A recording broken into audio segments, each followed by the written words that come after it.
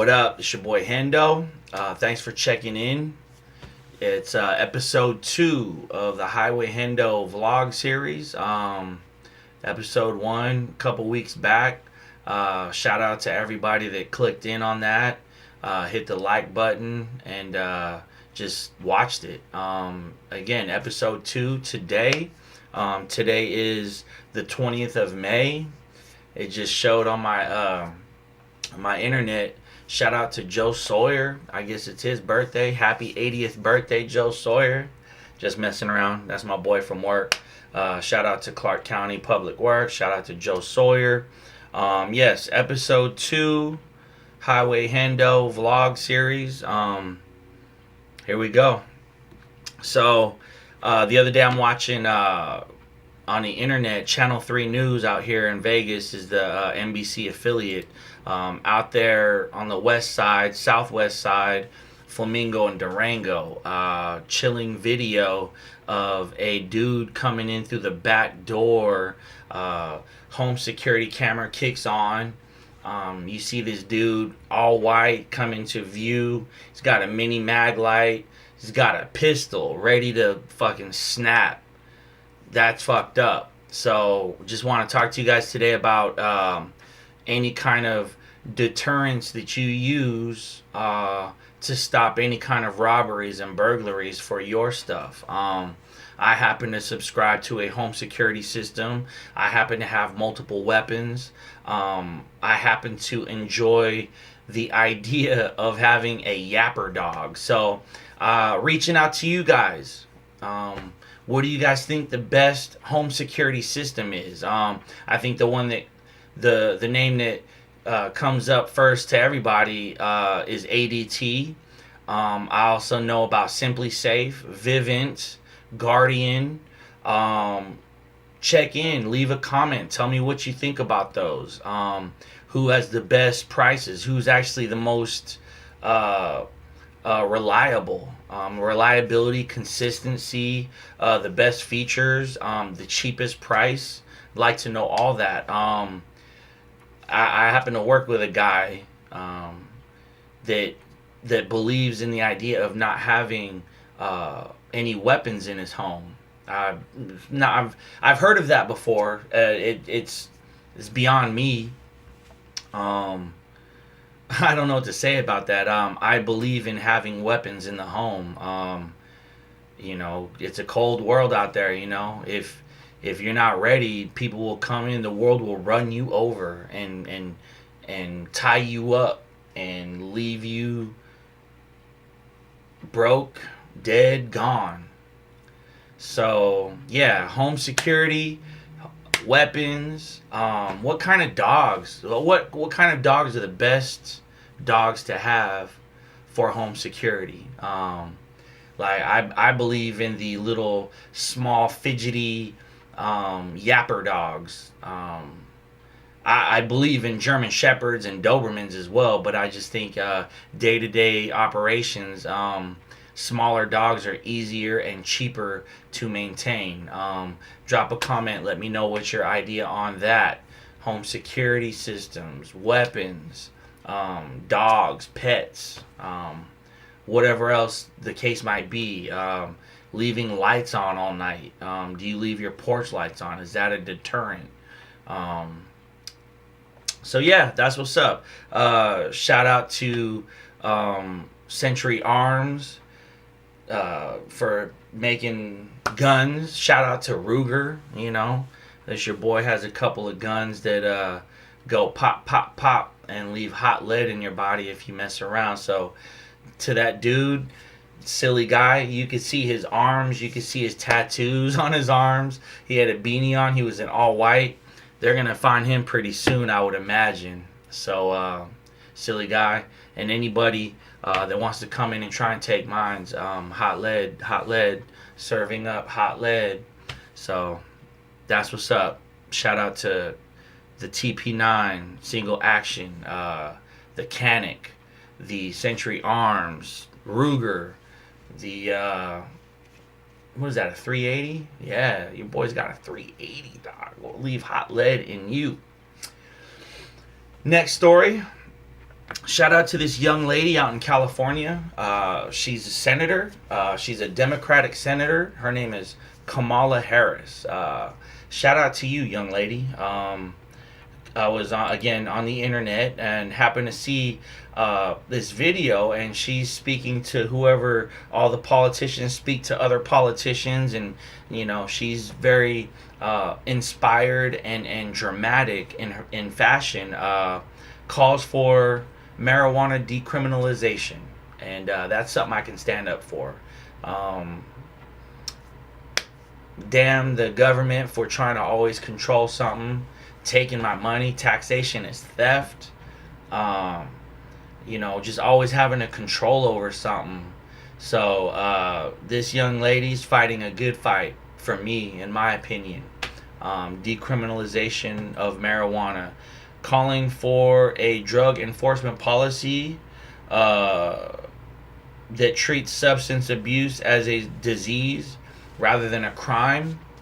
It's a smart and right thing to do. So shout out to Kamala Harris, and shout out to everybody in Cali. That's what's up. That's a good idea to me. So there's that. Real quick, I'd like to shout out Canon, Team Canon, the Canon brand. This is being recorded by a 760D, otherwise known as the T6S. I got that pancake lens on there, the 24 millimeter. The audio is being recorded on a Tascam brand DR05. So shout out to Canon. Shout out to Tascam. I know my boy at work, RJ McMath, handle on Twitter, Periscope, and IG, Erwinus Maximus. Go check him out. My boy RJ just copped a new Canon T7. So it's actually pretty exciting. Dropped a G-Bird on all this gear, man. So it's exciting. I hope that's taken off for you, Erwinus Maximus. Again, go follow him on Twitter and IG. I just wanted to end this by talking about the NBA. We're just about that time. The finals are about to start. I think both conference finals are laughers at this point. Golden State and Cleveland are both up 2-0 in their respective series. Spurs happen to be down a bunch of players due to injuries. So largely that's made Warriors run a little bit easier. The Cavs are just determined. They happened to end the regular season, as a number 2 seed. So they actually had to go into Boston and play the first 2 games on, away from Cleveland. And they've made you cannot be confused by what's going on. It's not even close. Boston is just on a lower level, even though they finished with a better record and a higher seed. Cleveland has thoroughly dominated that team, and so have the Warriors. Actually, I take that back. Game 1, for the first 3 quarters, the Spurs dominated that game.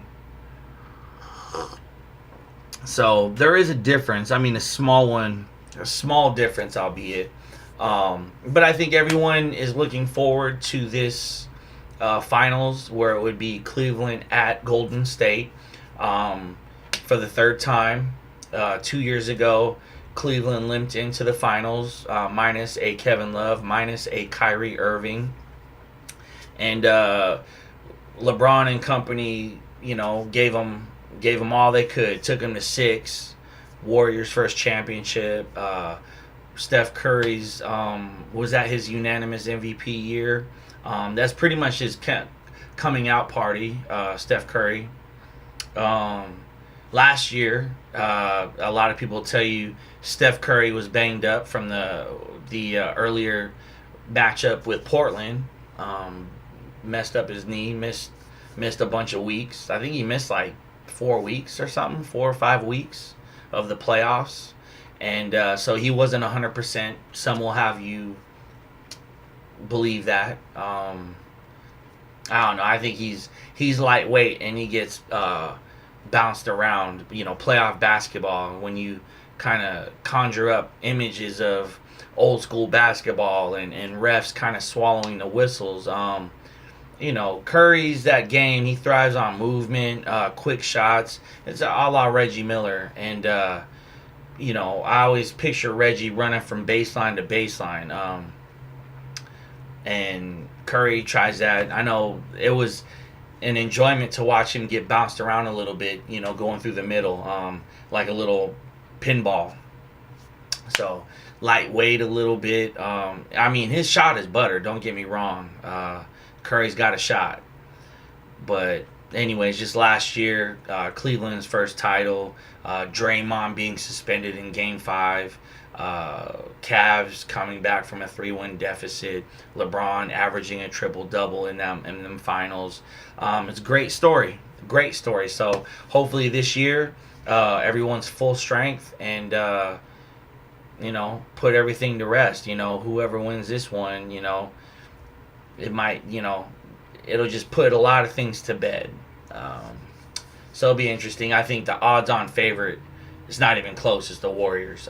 They have a better team, better offense, better defense. I think there's a lot of people that believe that LeBron being a number 1 overall pick, Kyrie being a number 1 overall pick, that you could actually argue that they're a better team. I don't subscribe to that. I think LeBron is the best player in the league, and then the Kevin Love is overrated.